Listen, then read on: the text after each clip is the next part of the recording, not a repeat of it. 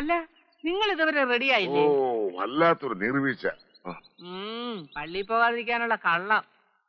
രാവിലെ പള്ളി പോയി നല്ല മനസ്സോടെ ഉദ്ഘാടനത്തിന് പോകണമെന്നുള്ള വിചാരമൊന്നുമില്ല. നീ വേഗം പോയിട്ട് വാ. മുഹൂർത്ത സമയത്ത് മാത്രം അവിടെ ചെന്നാ പോരാ. വേവിച്ചെന്തേടി? അപ്പനും മോക്കും ഇനിയും നേരം വെളുത്തിട്ടില്ല. അതെങ്ങനെയാ? ഈ അപ്പന്റെ അല്ലേ മോനെ? പള്ളി പോകാനുള്ള മടിയാ. ഉറങ്ങട്ടെ ഉറങ്ങട്ടെ.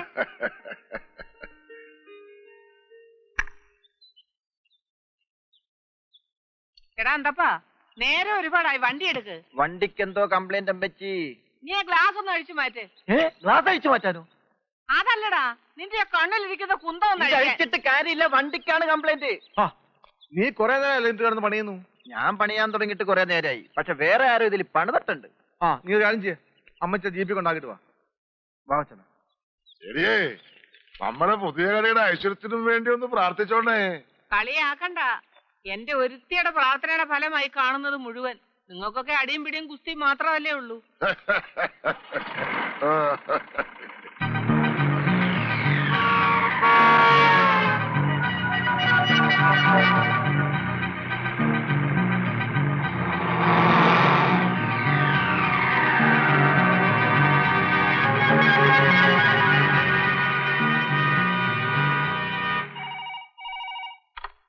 ഹലോ അച്ഛേ, ചതിച്ചു. എന്നതാടാ? ആ ജീപ്പ് തള്ളയാ പള്ളി പോയിരിക്കുന്നത്. അവരുടെ അവിടെ നിന്ന് പള്ളിയിലേക്ക് ഏറിയാൽ 1.5 കിലോമീറ്റർ അല്ലേ ഉള്ളൂ. വീട്ടിൽ തിരിച്ചെത്തുമ്പോ 1.5 കിലോമീറ്റർ അല്ലേ ആത്തോടാ.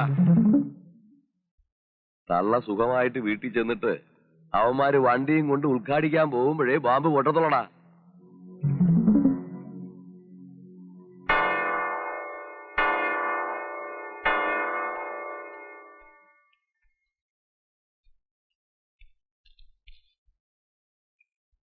എടാ അന്തപ്പാ, നമുക്ക് ആ കരിമ്പോലിയിലെ കുഞ്ഞുമറിയതിനെ ഒന്ന് കണ്ടിട്ട് പോകാം.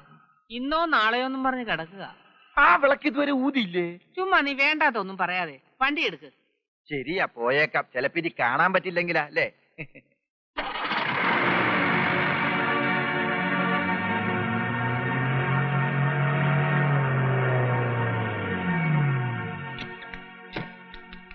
മുതലാളി, ഇവിടത്തെ ജീപ്പിൽ കുട്ടപ്പായി ബോംബ് വെച്ചിട്ടുണ്ട്. സത്യം പറയണം. സത്യം. അമ്മച്ചി പോയത് ആ ജീപ്പിലാ. ഒന്ന്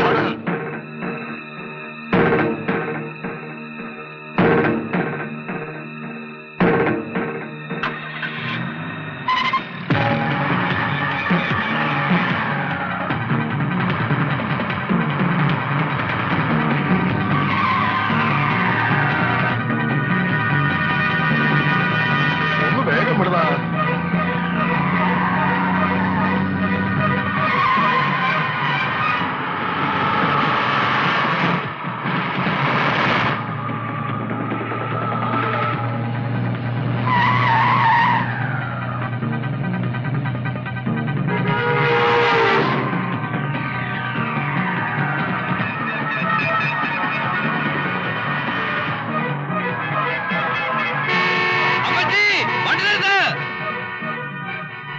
നമ്മളെ വേവിച്ചിനൊക്കെ ഇല്ലയോ വരുന്നു?